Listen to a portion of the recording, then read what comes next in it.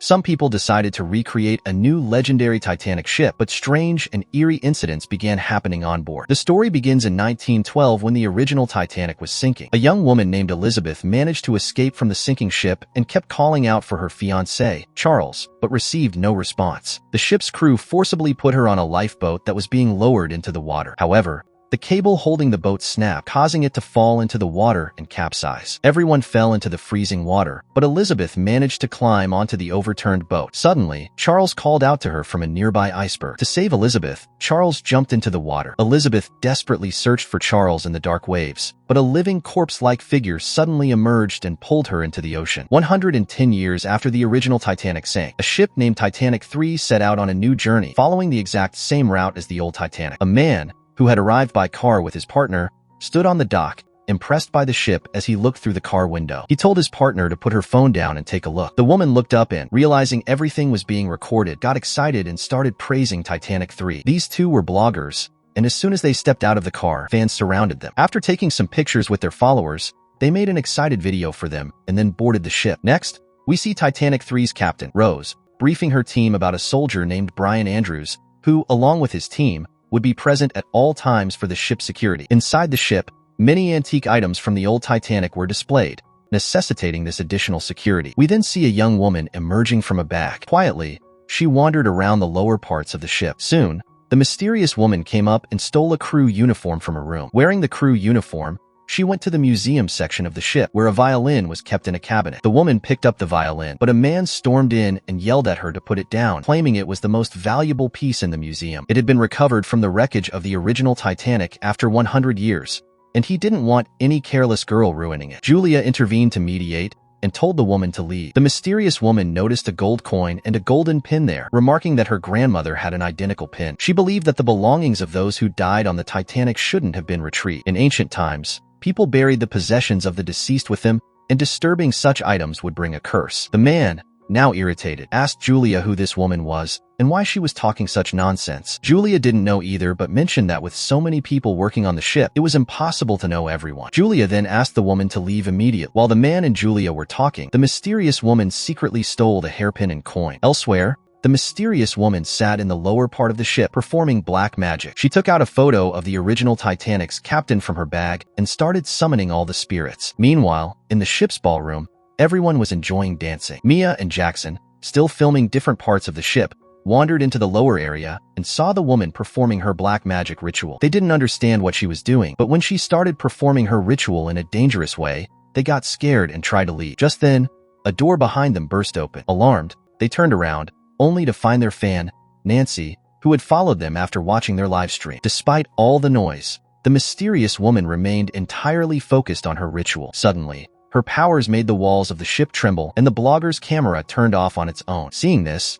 Jackson suggested they leave immediately. Mia and Nancy agreed and left with him. Now, even the lights in the captain's quarters began flickering. Captain Rose, who was on a video call with her fiancé, lost connection. She realized the ship had been cut off from the rest of the world. Meanwhile, Mia, Nancy, and Jackson walked through the ship's corridors. Nancy told them she had been following them for years. Jackson accidentally bumped into Hal again, and Mia scolded him for being careless. Hal smiled unnecessarily at Mia, to which Nancy remarked, "Do you even know who she is? She has 12 million subscribers." Hal replied that Mia looked good with the blue diamond necklace he had, but Mia, annoyed, told him not to touch her. Jackson stepped in and told Hal to leave. Meanwhile, the mysterious woman continued her black magic ritual and finally succeeded. It was revealed that the captain of the previous Titanic was her grandfather, and Captain Edward Smith, the Titanic's first captain, was her great-grandfather. His spirit now appeared before her. During this time, Mia and Jackson went to the deck and made a video. Suddenly, Mia heard a beautiful violin melody and turned to see a ghostly man playing a violin. The melody was so enchanting that Mia and Jackson began dancing. But then something strange started happening on the ship. The entire Titanic 3 lost power in an instant. Mia, still entranced, kept dancing with Jackson. Suddenly,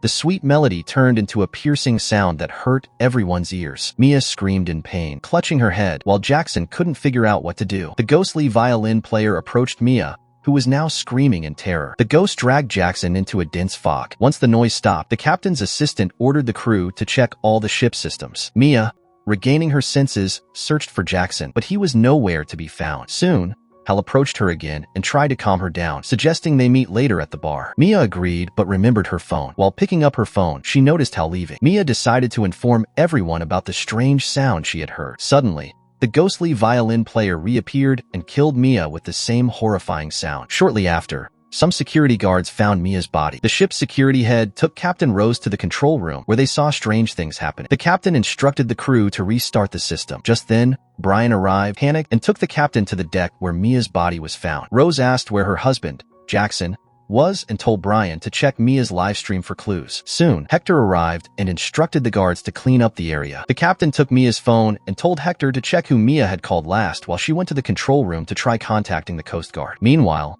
an engineer was trying to fix the technical issues when he heard strange noises. As he turned, a ghost approached him. Terrified, he tried to run but couldn't. A ghost appeared in front of him and struck him with a pipe, killing him instantly. Hector, Brian, and some guards were reviewing Mia's camera footage when Rose joined them. They reported finding nothing suspicious so far. They played Mia's last video, in which Jackson suddenly disappeared into the smoke. The footage also showed Hal approaching Mia and then leaving. Afterward, Mia's face showed extreme fear, and just after that she died. The captain guessed that Hal must have done something wrong and decided he needed to be interrogated. At that time, Hal was in the ballroom talking to Julie when Rose and Brian approached him and asked him to come with them. They took him to a private room for questioning. Soon, the captain told him that Mia was dead, her husband was missing, and Hal was the last person to see her alive. The CCTV footage showed Hal frequently arguing with Jackson. Hal admitted, "Yes, I get angry sometimes, but that doesn't mean I go around killing people." Meanwhile, the mysterious woman used her powers again, and suddenly the ship's engine started running on its own. When Captain Rose realized that the ship had started moving, she immediately headed toward the control room. On the deck, she saw that the ship was indeed moving. She tried to contact Parker via radio, but it was useless because no signals were getting through. In the control room, the captain angrily demanded to know who had started the ship. The assistant informed her that all controls had been locked. They had rebooted the system as she instructed, but it didn't help. Something else was powering the engines. The ship was now heading straight toward the same iceberg that had sunk the original Titanic. Captain Rose ordered everyone to quickly find the cause. She wanted to reverse the ship immediately. On the deck, Brian met her, and they both headed to the engine room. Shortly after they left, Julie and a woman named Mrs. Trost came onto the deck. When Mrs. Trost was alone, another woman complimented her necklace, saying it was beautiful. Mrs. Trost thanked her, but as the woman turned around, she revealed herself to be a ghost. Using the same necklace, the ghost strangled Mrs. Trost to death because the necklace had originally belonged to her. These were the ghosts of people who had died on the Titanic. In the engine room, Captain Rose was trying to fix the malfunction when she suddenly found the engineer's dead body. Horrified, she tried contacting Parker, but the radio still wasn't working. Frustrated, she thought, is this woman crazy? Doesn't she realize all the signals are jammed? How did she even become captain? Rose knew they had to shut down the engines quickly, or they would explode. But the system was completely jammed, and nothing was working. Brian noticed that the engine couldn't handle the pressure and was about to explode. He urged Rose to leave immediately. Realizing the blast was imminent, Brian quickly grabbed Rose and dragged her out of the engine room. As soon as the door shut, there was a massive explosion that shook the entire ship. Many people dancing in the ballroom fell due to the sudden jolt. Panic spread among the passengers. Rose tried to reassure everyone, saying, "Stay calm. The situation is under control." But in the control room, the crew was confused and scared, unable to understand what was happening. The ship was now heading straight for the iceberg. Meanwhile, Hector was inspecting the engine room, unaware that a ghost was watching him. Parker was still trying to contact a nearby ship, but he told everyone not to worry. However, the nearest ship was still 2 hours away. Hal, who was locked in his room, noticed water leaking from the ceiling. The lights began flickering, and he started hearing terrifying sounds. Panicked, he covered his ears and screamed, "Stop it! Stop this noise!" Suddenly, the noises ceased, and a ghost appeared before him. Terrified, Hal ran to a corner, pleading with the ghost to stay away. But the ghost used its powers to bind Hal's hands to the bed and exhaled icy breaths on him. Meanwhile, Nancy entered the control room and told Captain Rose that she had important information. When the captain agreed to listen, Nancy revealed that Mia had been killed by a ghost. To prove her claim, she showed the last video recorded on Mia's phone. Rose, however, didn't believe in ghosts and dismissed her, saying, "There are no ghosts on this ship." She instructed Brian to escort Nancy back to her cabin. Nancy's cabin was near the room where Hal was locked. When Brian entered Hal's room, he found him lying on the floor in a twisted position, muttering incoherently and asking everyone to stay away. Brian tried to help him up, and once Hal regained some composure, he requested to meet Captain Rose. Hal told the captain that he had seen something very strange and felt as if he had been close to death. He warned her to turn the ship back to New York immediately, or the ghosts of the original Titanic would kill them all. Just then, a guard arrived, reporting that their security head, Hector, was missing. Rose ordered Brian to lock Hal back in his room, as he was talking nonsense, and then search for Hector. As the guards escorted Hal back to his room, they encountered the mysterious woman. Hal immediately recognized her and shouted, "She's behind all this. She's the one who's been spouting all this crazy talk about the dead and their belongings." The woman denied killing anyone but admitted she knew what was happening. She said she could explain everything, but no one was ready to hear the truth. Pointing at Hal,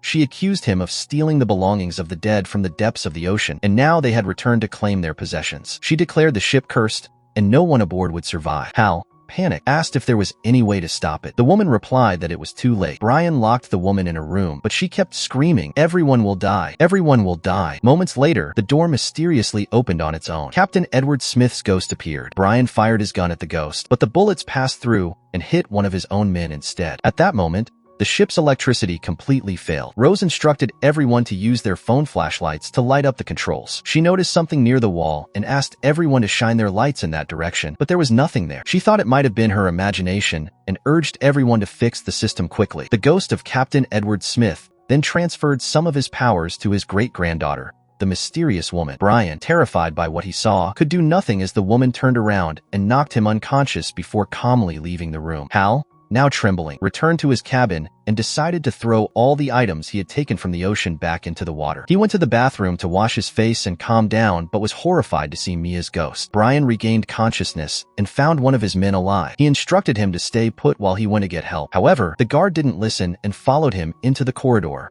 where a ghost killed him. Meanwhile, the mysterious woman reached the control room and used her powers to throw Parker aside. Rose tried to stop her, but, upon touching her, saw the ghost of Captain Edward Smith. The woman pushed Rose away and directed Titanic 3 straight toward the iceberg that had sunk the original Titanic. Rose begged her to stop, saying it would kill everyone, but the woman, possessed by the spirits, said she didn't care. Shortly after, the ship collided with the iceberg at full speed. Julie tried to calm the passengers and lead them to the assembly area. Rose, in a panic, tried contacting the outside world but received no response. Just then, Hal appeared and claimed he knew how to stop everything. He explained that they needed to return all the items taken from the original Titanic back to the ocean. However, Rose dismissed his idea and told him to help passengers board the lifeboats instead of wasting time talking nonsense. Titanic 3 was now sinking rapidly. People were terrified, running in all directions. Water flooded the corridors, and chaos erupted everywhere. In the ballroom, Julia searched for Brian, but found that he had become a ghost. He dropped a life preserver on her, pinning her down. Hal, summoning his courage, continued helping passengers, but as they tried lowering the lifeboats, all the ropes snapped, sending everyone plunging into the water, just like on the original Titanic. Captain Rose stayed on Titanic 3 until the very end, demonstrating her true captaincy. Ultimately, the ship sank completely. Hal, shivering, lay on a lifeboat when he suddenly heard Captain Rose's voice. She had pulled him onto her boat to save him. Lying on the boat, Hal began laughing hysterically, saying, "Look at this. I stole from the dead, and the dead killed everyone but spared me." Rose tried to calm him, saying, "You helped people. Just forget about all this." Suddenly, Hal went silent. When Rose turned to look at him, she realized he was dead. Moments later, he transformed into a ghost and killed Rose too. So, if Titanic were to be rebuilt in real life, would you dare to ride it? Let us know in the comments, and we'll see you in the next video.